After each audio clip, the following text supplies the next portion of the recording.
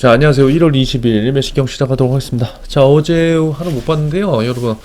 이번 주는 제가 계속 캠을 끄고 하네요. 이게 제가 눈이 너무 아파갖고 캠을 끄고 하는데, 다음 주에는 우리 얼굴 보면서 같이 하고요. 라이브도 같이 하면서, 다시 이제 텐션을 끌어올려야 될 시기 같습니다. 아무쪼록 오늘 금요일인데 여러분 마무리 잘 하시고요. 오늘 첫 기사는 요거 하나로 끝낼 거예요. 지금 제가 이제, 은행에만 편중되지 않게 지금 하려고 이것저것 하고 있는데, 오늘은 좀 은행 취업을 준비하시는 분들은 좀 유심히 보시면 괜찮을 내용입니다. 한번 보세요. 자, 이러한 기사를 갖고 우리가 어떻게 활용하면 되는지 이런 걸 잘 봐야 돼요. 자, 오늘 기사는요, KB국민은행 올해 기업금융 성장 목표 200%예요. 자, 그럼 국민은행은 개인금융보다 기업금융의 올해 성장 목표를 두겠죠. 자, 그렇기 때문에 여러분들이 앞으로 자소서를 작성할 때나 아니면 면접을 볼 때나 개인금융에 관련된 이슈보다는 뭘 해야 된다? 뭘?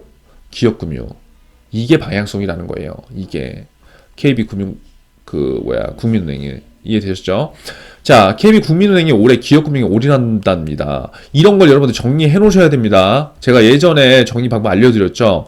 한글로 만들어서 정리를 해야 돼요. 그렇지 않으면 나중에 힘듭니다. 그래서 연초 전국 영업조직의 기업대출 연간 성장률 목표를 부여하는 과정에서 지난해 증가분 대비 2배를 넘길 것으로 주문했다. 자, 그럼 결국은 뭐다? KB국민은행은 지금 개인금융, 기업금융 모두 다 중요하지만 기업금융에 올인한다. 정리, 밑줄 쫙. 그리고 여기에서 기업대출에 대해서 이슈가 훨씬 더 크다는 거예요. 기업대출의 연간 성장률 목표를 부여한다. 오케이? 여러분. 그걸 2배가 넘게 했다는 거예요. 그러니까 2배가 넘길 것을 주문했다는 건 목표가 그만큼이라는 거고, 목표가 그만큼이라는 건 달성해야 된다는 거예요. 특히나 은행에서 제가 계속 말씀드리지만 KPI를 달성 못하면 그건 죽음이에요. 죽음. 무조건 해야 되는 거예요. 이해되시죠? 가계대출 영업 환경이 얼어붙은 상황에서 기업대출로 활로를 모색한다. 자, 몇 번을 말씀드렸지만 지금 현재 가계대출을 막 증가시킬 수 없는 상황이다. 왜예요? 이거 아셔야 돼요. 왜? 정부에서 지금 쪼고 있잖아요. 가계대출 증가율이 많으니까 안 돼. 그러면 은행들은 대출 안 해주고 그냥 있어야 되느냐? 아니죠. 활로를 찾아야 되는데 그게 뭐다? 그게 기업금융이다. 여기까지 정리되셨으면 되는 겁니다. 자, 지난해까지 고전했던 바젤 3 대응력을 높이려는 포석으로 풀이된다. 금융당국은 바젤 3를 조기 도입한 은행을 대상으로 신규 여신 가운데 기업 대출 비율을 60% 이상으로 맞출 것을 권고했다. 그러니까 이게 또 바젤 3와 연계가 되어 있는 거예요. 그리고 그것들이 기업 대출 비율을 60% 이상 맞춰야 될 것을 권고하기 때문에 국민은행이 이에 맞춰서 움직이는 거다. 이해되시죠? 자, 11일 금융권에 따르면 국민은행은 올해 초 전국 본부장 회의에서 기업 대출 목표치를 전년 대비 증가율 200%. 그러니까 200%라는 건 그만큼 많이 해야 된다는 거예요. 계속 똑같은 얘기가 나오지만. 자, 전행 차원에서 기업금융 강화를 올해 전략 목표로 삼았다. 대기업, 중소기업, 소등, 기업금융 전 부분 대출 자산을 크게 늘린다. 자, 보세요. 대출도 종류들이 많잖아요. 대기업 대상 대출, 중소기업 대상 대출, 소 대상 대출 다 많다는 거예요. 그러면 대기업 대출 상품이 뭐가 있고, 예를 들어서 그것까지는 알지 모르겠지만 중소기업에 관련된 대출이 뭐가 있고 소 관련된 게 뭐가 있을지 정도 우리가 찾아본다면 좋겠죠. 이런 걸 갖고 현직자 인터뷰를 하는 거예요. 거기 뭐가 있어요? 어떤 상품이 있어요? 뭐가 좋아요? 중소기업을 위해서 뭘 해줄 수 있어요? 그런 거 물어보는 거죠, 여러분. 어려운 게 아니라. 자, 지난해 국민은행은 기업금융 활성화를 위해 노력했대요. 금융당국의 바젤 3 조기 도입을 이유로 신규 대출금 가운데 기업 대출 비율을 60% 이상으로 유지할 것을 권고했다. 똑같은 말 계속 나옵니다.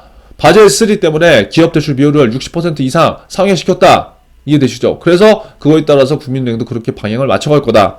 더불어 그동안 가계대출 위주 성장 전략을 펴왔던 가운데 정부의 가계대출 옥죄기가 시작되면서 성장성 유지를 위해 기업 대출 증가가 필요해졌다. 제가 한 말 그대로 나오고 있습니다.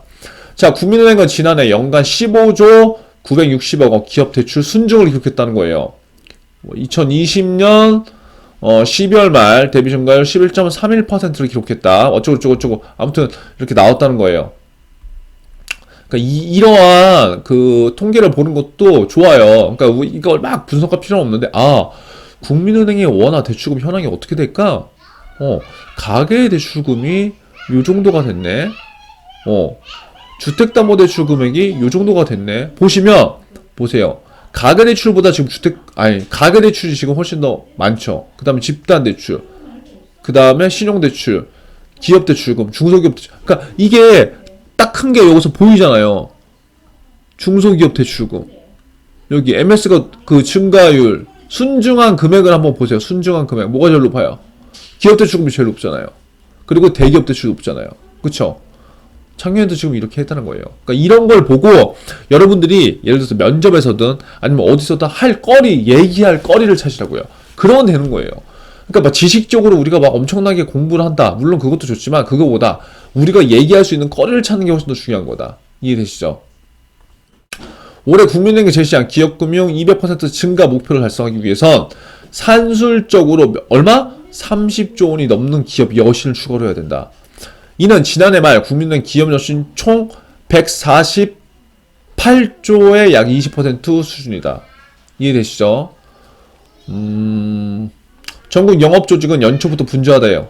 우선 기존 기업 대출 가운데 만기 도래하는 여신을 연장하는 데 주력하고 있다. 그럼 지금 국민은행의 분위기가 어떻게 되겠어요? 기업 대출에 중점을 두는데 특히 신규 고객보다 만기가 도래하는 여신을 연장하려고 하겠죠. 그쵸? 그리고 나서 신규 거래처 발굴에 힘쓰고 있다. 이게 뭐예요? 신규 고객 발굴이에요, 여러분. 그렇게 나오는.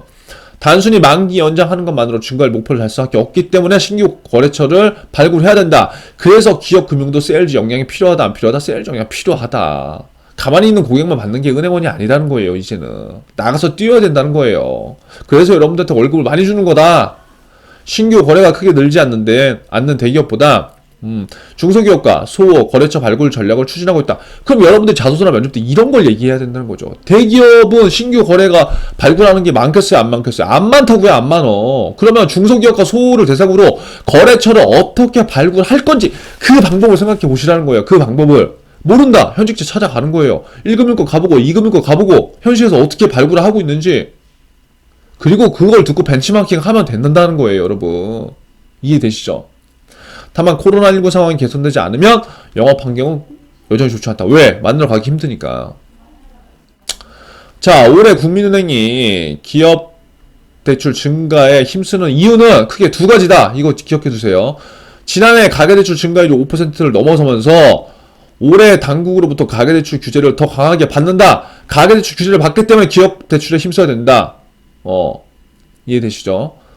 당국은 지난해 각 은행별 가계대출 증가율에 맞춰서 올해 가계대출 증가율 차등부여를 하기로 했다. 즉 지난해 가계대출을 많이 늘린 은행일수록 올해 기업대출에 목을 매야 된다. 그래서 국민은행이 하고 있는 겁니다. 두 번째, 올해도 바젤3 대응 이슈가 여전하다. 국민은행은 2020년 말 바젤3 조기 도입하며 자본 적정성에 여유가 생겼다. 대신 신규 여신 가운데 기업대출 비율을 60% 이상 맞춰야 하기 때문에 이걸 또 해야 된다는 거예요. 이해되셨죠? 요 표현 한번 보시고요. 올해 근데 국민은행이 기업금융 목표를 달성할 수 있을지는 뭐다? 미지수다. 아이고, 안 나온다. 미지수다. 경쟁사 모두 올해 기업금융 활성화를 전략 목표로 삼았다. 그러니까 그럼 시장의 방향성은 뭐다? 우리 은행, 기업은행, 농협은행 다 가계대출에 대해서 억제기 때문에 기업 대출의 활성화를 목표로 한다는 거예요. 자, 시장은 근데 한정적인데 모두 그 시장에 새로운 수익을 창출하려고 하기 때문에 쉽다, 어렵다? 어렵다. 그렇기 때문에 더욱더 국민은행 같은 경우에는 여기에 뛰어들 게 뻔하죠. 어떻게 해야 되는가. 결국 서로 간 여신을 뺏고 빼앗기는 제로섬 게임을 할 가능성이 높아졌다. 문제는 기업 여신을 늘리기 위해선 결국 금리 경쟁에 뛰어들 수밖에 없다는 점이다.